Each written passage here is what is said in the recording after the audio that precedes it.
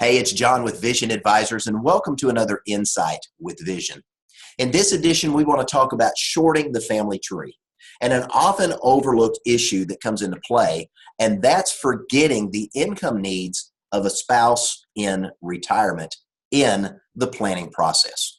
So let's jump in and let me share with you the results of a study that was put out by Boston College Center for Financial Research, March 2019. The article was entitled, "Do Individuals Know When They Should Be Saving for a Spouse?" Let me share with you some of the insights that I took from reading through that article. You know, if we look at what's going on today in America, most Americans enter retirement as part of a team. Husband and wife in a traditional relationship, typically two individuals moving into retirement together.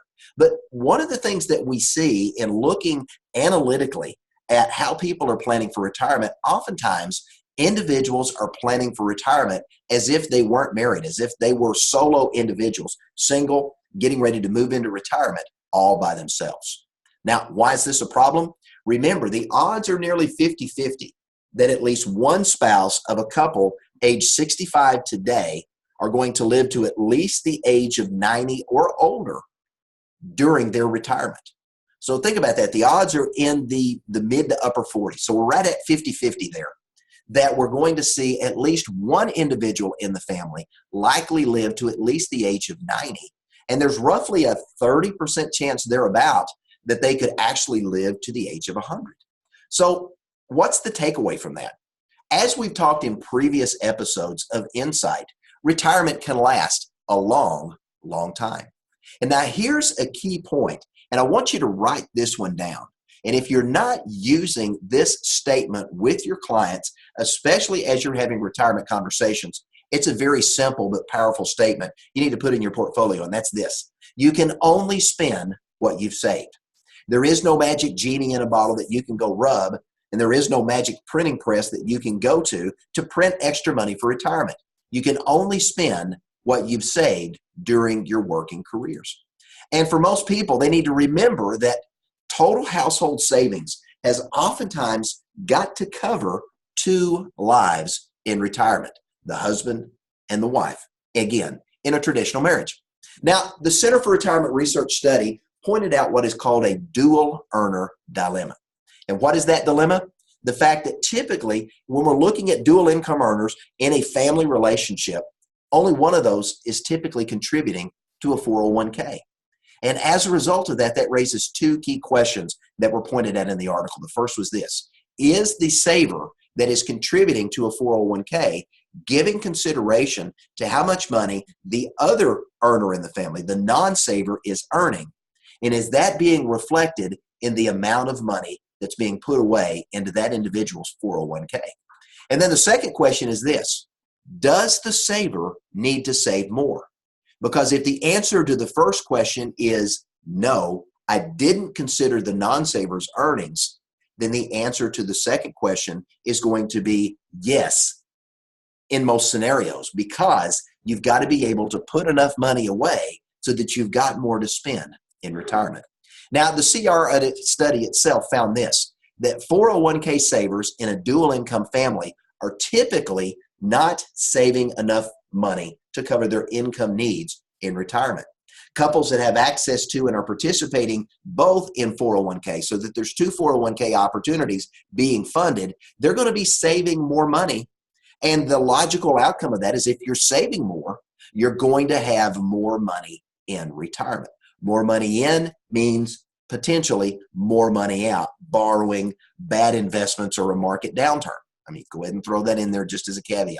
So what are the results? I mean, if we look at this study, what can we draw as a conclusion from this? And that's this: dual earner incomes, of which there are the majority of married couples today, dual earner families with only one saver saving for retirement for the whole enchilada, end up typically saving much less of total household earnings for retirement than couples that have access to and are participating jointly in a 401k plan. So what are my observations from that? Number one, families are saving less. They're putting away money for retirement, which is a good thing, but they're not putting away enough so that they'll have 80 to 90% on average of their pre-retirement earnings available to them in retirement. So when they get ready to retire, what does that mean? Well, it means they're either going to be spending less each and every month to stretch that smaller bucket of money out, or they're going to be spending more, taking more money out of that bucket that they've saved their entire lives each and every month to maintain their lifestyle in retirement. And if they're spending more and more today, and that money is going out today to enjoy a lifestyle, then guess what? Down the road, there's going to be less, if any, to spend tomorrow. So that's the dilemma. Now, what's the opportunity there, and how do we as financial professionals address that?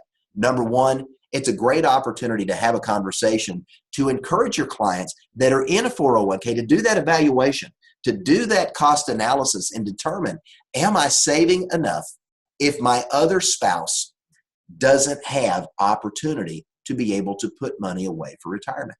If my significant other can't for whatever reason, then maybe we look at doing a spousal IRA, a Roth, a non-qualified account, some other savings instrument to be able to create additional dollars that will be available for retirement. But if we're dealing with a couple that's already right at the edge of moving into retirement and they don't have enough time to begin to save more money, that may not be an option. So the third opportunity I see here is for those that are closer or already in retirement that didn't save enough is this. If they're healthy, look at selling them a life insurance policy. They can use that to replace the income that's going to be spent in the early years of retirement while they're both alive, both healthy, and both doing the things that people typically do in the active early years of retirement. Then, as they get older and they get less mobile and health begins to take its toll as we live longer, dollars are going to come in to replace money taken out. So we refill the bucket in part or in whole so that additional dollars are available to provide for a survivor, no matter how long he or she may live in retirement. So there's three opportunities from that survey that I hope you'll use. And more importantly, I think that you can take that little takeaway. You can only spend what you saved and start a conversation with your clients today. We at Vision would love to give you insight on different sales opportunities and ways to solve that problem. And if we can help with illustrations, opportunities, ideas, sales concepts, or marketing tools to help you get that message out, give us a call at Vision, 1-800-505-8489. Again, 1-800-505-8489. And also take a look at the tools and resources we have on our website, visionadvisorsinc.com. This is John Terry with Vision Advisors. Thanks for joining us today.